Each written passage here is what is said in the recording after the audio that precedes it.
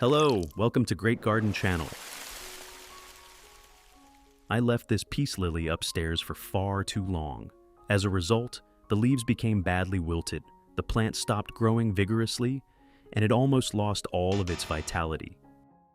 Instead of continuing to care for it the same way, today I'm going to switch it to a completely different growing method, combined with a simple recipe made from familiar kitchen ingredients to see whether it can recover and become healthy again. If you're new to the channel, don't forget to subscribe to Great Garden so you won't miss more helpful plant care tips. Let's get started. First, use a proper gardening tool to gently lift the plant out. Work slowly around the base to avoid breaking or damaging the roots, helping the plant retain as many healthy roots as possible before moving on to the next steps.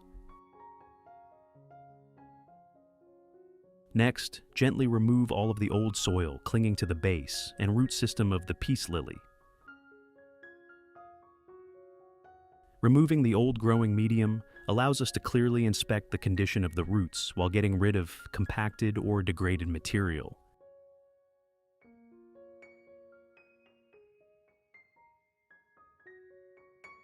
Then, rinse the plant under clean running water using a moderate stream to wash away soil, dirt, and any remaining debris attached to the roots.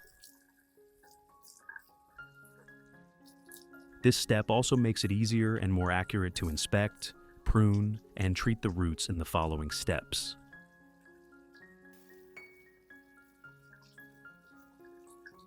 Washing the plant also helps remove some damaged roots, decayed leaves, and other debris attached to the plant, creating more favorable conditions for recovery and healthy growth after repotting.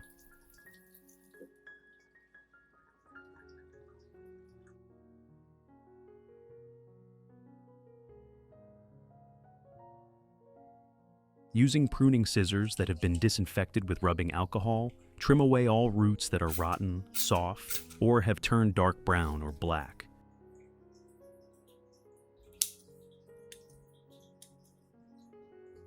This helps remove roots that are no longer able to absorb water and nutrients while reducing the spread of fungi and bacteria to healthy roots.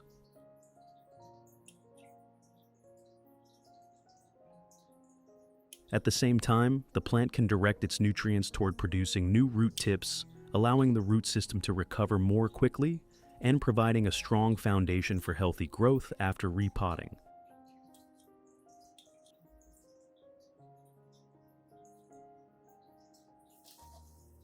In addition to the English voice, we have now created dubbed voices in French, German, Italian, Spanish, Portuguese, Japanese, Hindi, and Indonesian to help you understand the content more easily. Listen in your preferred language by opening the video and clicking on Settings, the gear icon, to select the appropriate audio language.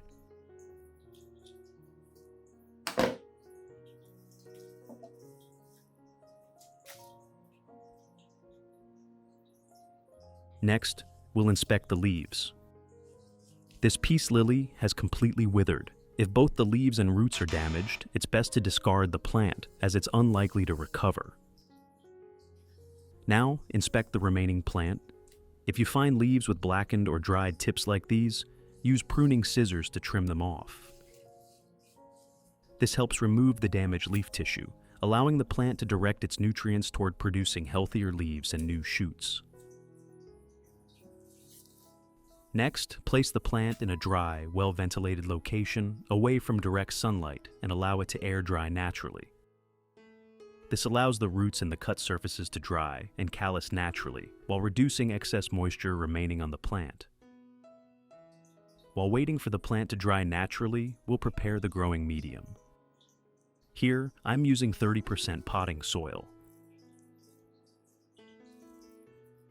The potting soil helps support the plant while providing the roots with the moisture and nutrients they need during the growing stage. Next is 30% potting mix containing perlite. The perlite creates numerous air pockets throughout the growing medium, allowing water to drain more quickly while increasing the amount of oxygen available to the roots. Finally, I'm using 40% coconut coir. Coconut coir has excellent moisture retention properties, helping prevent the roots from drying out too quickly between waterings, while maintaining a loose, well-aerated growing medium.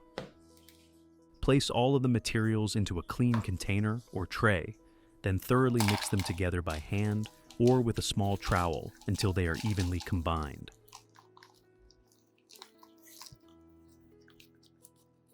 Mixing thoroughly helps distribute the potting soil, coconut coir, and perlite evenly throughout the growing medium.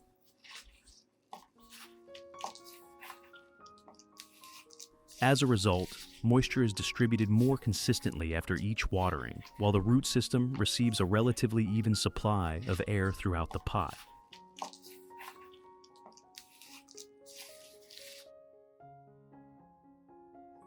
Next, we'll prepare the stone growing medium. The stones are used as a growing medium that drains water very quickly while creating plenty of air spaces to improve airflow around the root system. Prepare some stones, as shown in the video. Today's ingredient for cleaning and preparing the growing medium is baking soda. Baking soda is mildly alkaline and is commonly used by many people for cleaning. When properly diluted, this solution can help clean the surface of the growing medium before use. Next, prepare a clean glass or container. Add 500 milliliters of clean, room temperature water.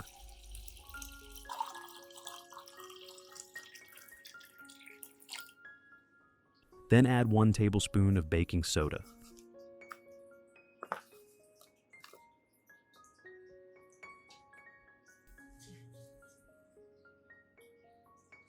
Stir thoroughly for about 30 to 60 seconds until the baking soda has completely dissolved and is evenly distributed throughout the water before moving on to treating the growing medium. Pour all of the freshly prepared baking soda solution into the container.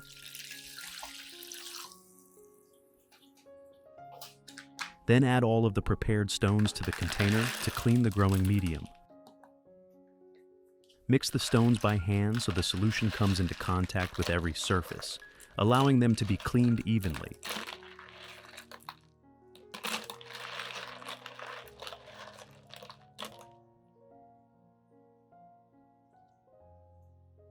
Then let the stones soak for about 10 to 15 minutes before proceeding to the next step.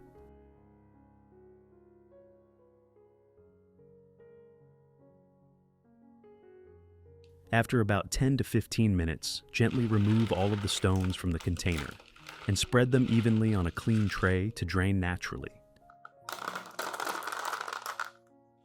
During this time, the excess solution will drain away, allowing the stones to reach an appropriate moisture level before use. At the same time, draining also helps remove any excess baking soda remaining on the surface of the stones, reducing the possibility of affecting the plant after planting.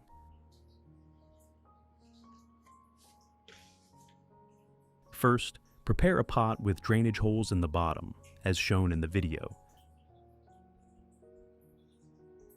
These drainage holes allow excess water to drain away after each watering while promoting air circulation around the root system. Next, spread a thin layer of the prepared growing medium across the bottom of the pot. This layer helps support the roots and creates a stable base for the plant. Now gently place the plant in the center of the pot. Adjust it so the base remains upright without leaning and avoid planting it too deeply. Continue adding the remaining growing medium around the roots. As you fill the pot, gently shake it so the growing medium naturally settles into the spaces around the roots. Finally, gently press around the base of the plant with your hand to secure it in place. Do not compact the growing medium too firmly. A loose growing medium helps the root system develop more vigorously.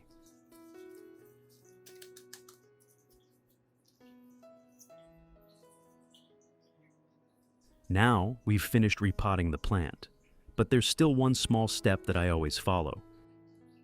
Prepare a decorative outer pot without drainage holes that is slightly larger than the planting pot. Spread a layer of small stones or gravel across the bottom of the outer pot. This layer raises the planting pot while creating an empty space underneath.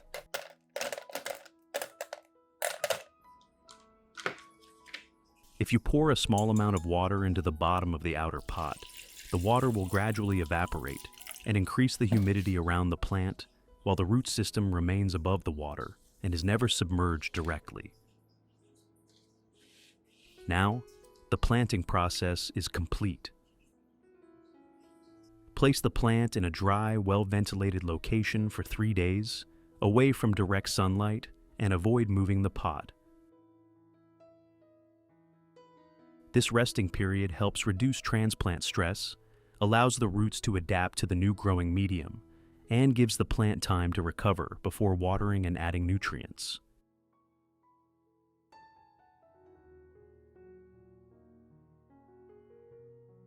After 3 days, once the plant has gradually stabilized, I'll prepare a solution to support its growth.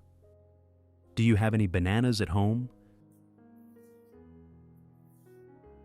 After eating a banana, do you usually throw the peel away? Don't throw it away just yet. Banana peels contain potassium, along with many naturally occurring minerals.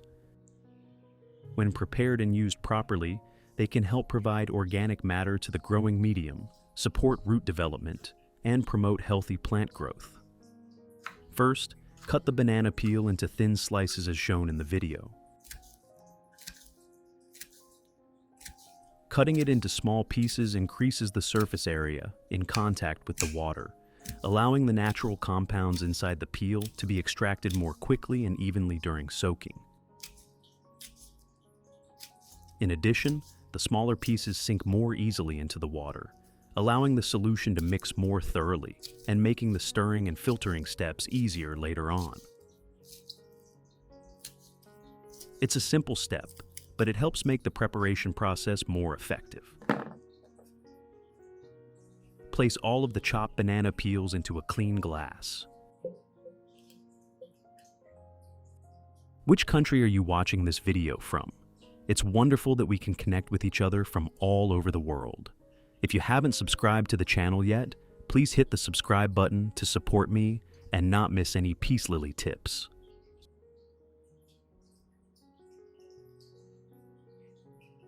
The next ingredient I'm using is molasses. Molasses contains natural sugars, along with minerals such as potassium, calcium, and magnesium. When used properly, many gardeners use it while preparing organic solutions.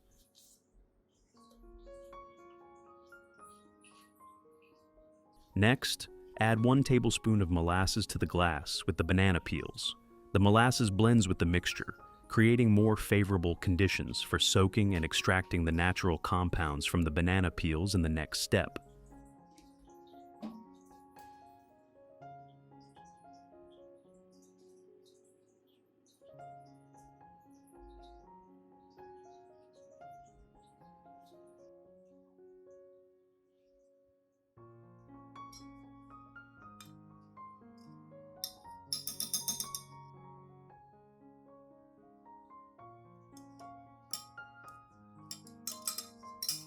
Next, pour about 500 milliliters of hot water into the glass to dissolve the molasses and soak the banana peels.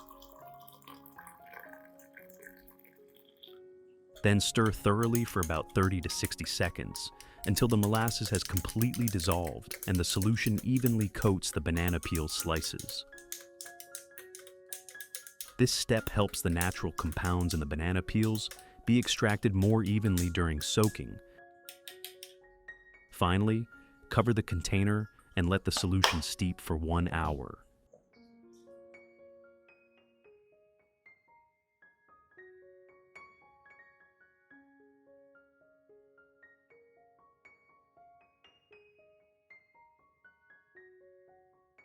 After about 1 hour, once the solution has cooled to room temperature, strain it through a fine sieve, removing all of the solids and keeping only the clear liquid.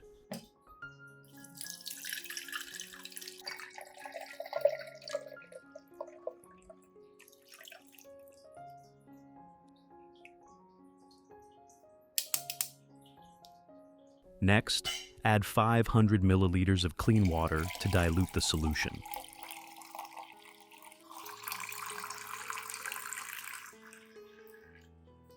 Now, the solution is ready to use. First, pour the solution into a spray bottle.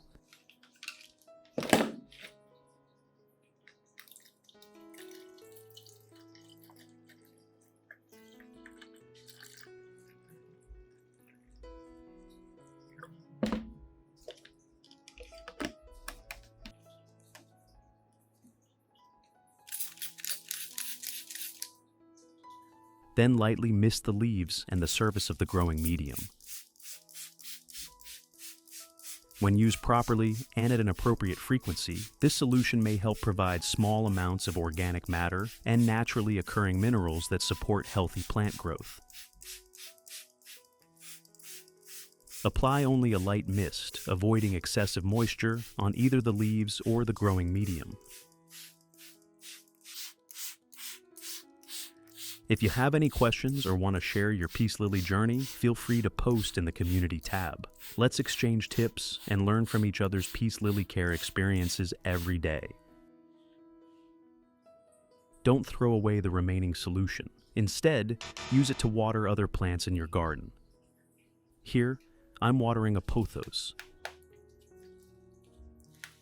When used properly and at an appropriate frequency, this solution may help provide small amounts of organic matter and naturally occurring minerals to the growing medium, supporting stable growth and healthier development.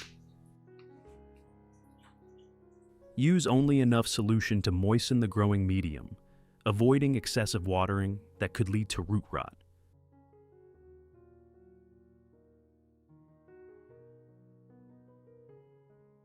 Results. After about 4 months of consistently following this method, you'll notice significant improvements. The plant begins producing more leaves that are darker green, thicker, glossier, and more robust.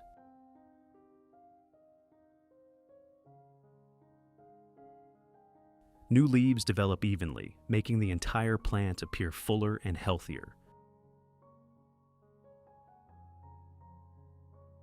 The root system becomes much stronger, producing many new white root tips. The roots become firm and spread throughout the growing medium, showing that the plant has adapted well and is absorbing water and nutrients more efficiently.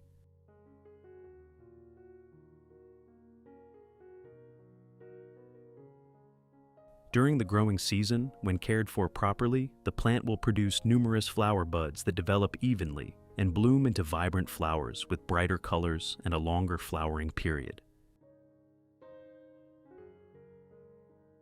If your peace lily is experiencing similar problems, try following each step shown in this video. Don't forget to leave a comment and share your results. I always enjoy reading everyone's plant recovery stories.